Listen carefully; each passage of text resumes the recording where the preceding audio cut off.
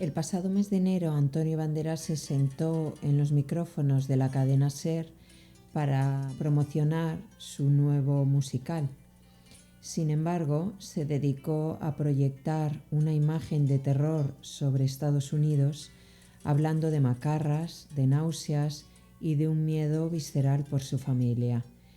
Pero ¿cuánto de lo que dijo en esta entrevista es realidad y cuánto es una interpretación magistral diseñada para un público específico? Voy a analizar por qué el discurso de Banderas es el ejemplo perfecto de populismo de élite, emocional, técnicamente erróneo y profundamente sesgado. Nada tan vergonzoso como la banda de macarras que ha inventado este señor. Banderas afirma textualmente que el ICE es una banda de macarras que ha inventado este señor, refiriéndose a Donald Trump. El ICE no es un invento reciente, fue creado en 2003 bajo la administración de George Bush. Lo que Banderas olvida mencionar es que esa misma agencia y con esas mismas leyes deportó a más de 3 millones de personas durante la era Obama, a quien el actor apoyó públicamente, no nos olvidemos. Obama empezó su segunda campaña a la presidencia. En mi casa en Los Ángeles lo organizamos entre Eva Longoria, Melanie y yo. Allí congregamos a 150 creadores de opinión hispanos y allí dio un discurso en nuestro jardín. ¿Por qué el ICE era entonces una institución legítima bajo los demócratas y ahora es una banda de macarras bajo los republicanos? Esta es la primera grieta del guión, y es que la indignación de Banderas parece que es selectiva. ¿Qué necesidad hay de sacar una pistola y darle 10 tiros a un hombre que llevaba un móvil en la mano? ¿Qué necesidad? No lo entiendo. En este punto, Banderas utiliza el trágico caso de Alex Pretty en Minneapolis para criminalizar a todo el cuerpo federal. Pretty era un enfermero que grababa en un operativo y murió tras recibir disparos de agentes del ICE, como ya todos sabemos. Es un hecho real y es muy doloroso, pero Banderas lo presenta como una política oficial de ejecución. Lo que no cuenta en la entrevista es que ese incidente está bajo una compleja investigación judicial y que ocurrió además en un contexto de altísima tensión social. Usar esta tragedia aislada para sugerir que el gobierno se dedica a dar 10 tiros a quien lleva un móvil en la mano es una generalización muy peligrosa que lo que busca es crear pánico y no informar.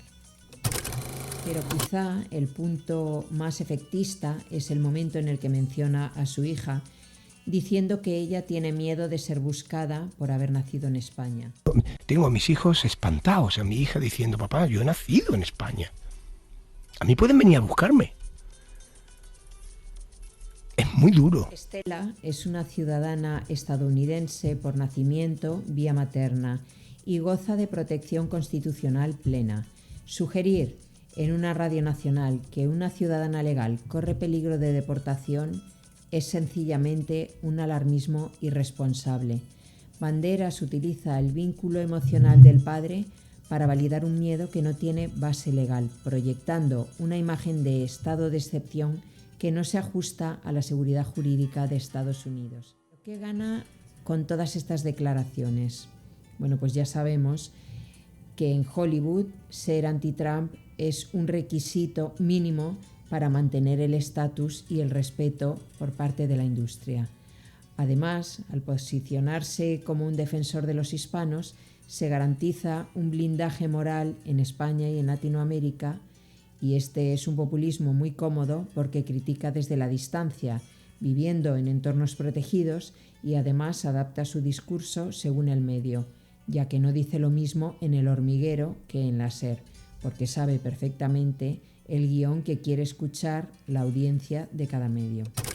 Además de que en este caso concreto de esta entrevista se ignora la voluntad del votante, a quien Antonio Banderas llega a cuestionar al final del vídeo. Pero lo más duro de todo eso es ver que a este tío lo han votado. Al decir que lo más duro es que lo han votado, refiriéndose a Trump, Banderas no solamente critica a Trump, sino que cuestiona el juicio de casi la mitad del electorado estadounidense, lo que contribuye además a una crispación social y a una división entre nosotros, los humanitarios, y ellos, los votantes de Trump. Lo que sí que no debemos olvidar es que esto parece una interpretación magistral, porque Antonio Banderas es un actor de raza que maneja los silencios, las pausas y la emoción mejor que nadie. Me dio una reacción física ante eso, me dieron arcadas, náuseas, viendo en la televisión unas de esas imágenes. Pero la política no es teatro. Cuando la emoción sustituye a los datos y la celebridad sustituye al experto, el ciudadano se convierte en lo que algunos llaman borrego, que es alguien que acepta un relato por la fama del locutor y no por la veracidad de lo que está contando. Además, no podemos olvidarnos de que la mente humana tiende a cometer un error lógico llamado efecto halo, que consiste en que si alguien es excelente en una disciplina, como Antonio Banderas en este caso en la interpretación, asumimos automáticamente que también es inteligente, que es moralmente superior o que es experto en otras áreas, como puedan ser la política o la inmigración. El resultado de esto es que la gente no escucha a Antonio Banderas como un ciudadano más, sino como el zorro, como alguno de los personajes que ha interpretado. Y esa carga heroica hace que sus palabras penetren con una fuerza emocional mucho mayor que la de un experto en leyes migratorias. Finalmente, lo que ocurre es que la gente, por falta de tiempo, de interés en profundizar o por falta de análisis crítico, prefiere consumir el resumen emocional que le da su artista favorito a ponerse a investigar si los datos que da este personaje público son ciertos. Y aquí entra la irresponsabilidad de los medios, ya que aprovechan esta credulidad del público para su propio beneficio. Por lo tanto, no les importa si el actor da datos erróneos, lo que les interesa es el impacto que tenga sus declaraciones. Esto se combate cuestionando el mensaje, buscando el contrapunto y no aceptando una opinión solo porque lo diga alguien que sale en la gran pantalla.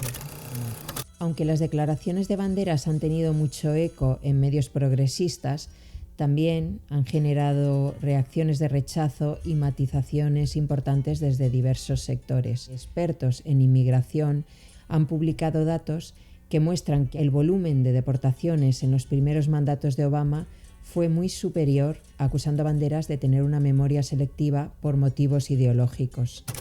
Que el activismo de las celebridades tiene un talón de Aquiles, que tiende a dividir el mundo en bloques, el pueblo contra las élites o los desprotegidos contra los opresores, etc.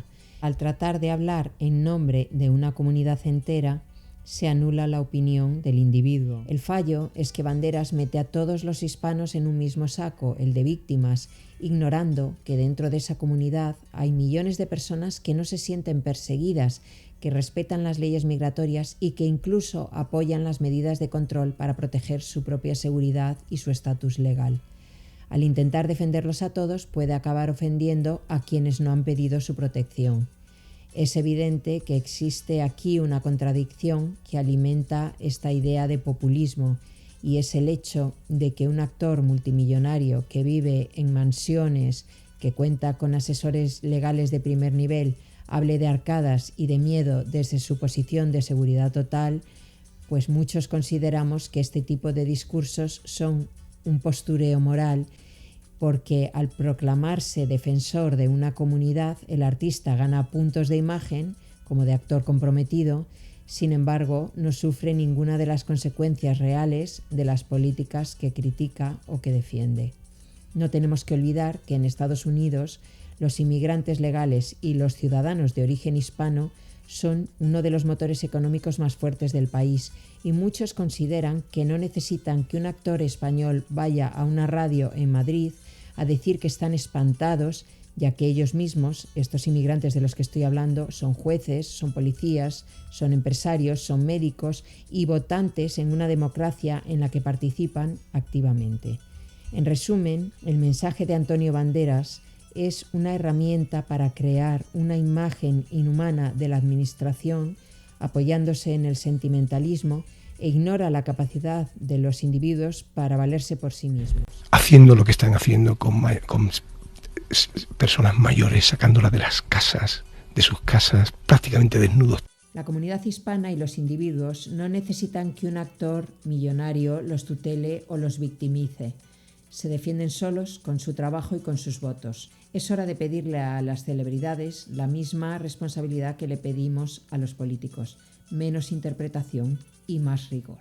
Hasta aquí mi análisis de la entrevista de Antonio Banderas en la cadena SER.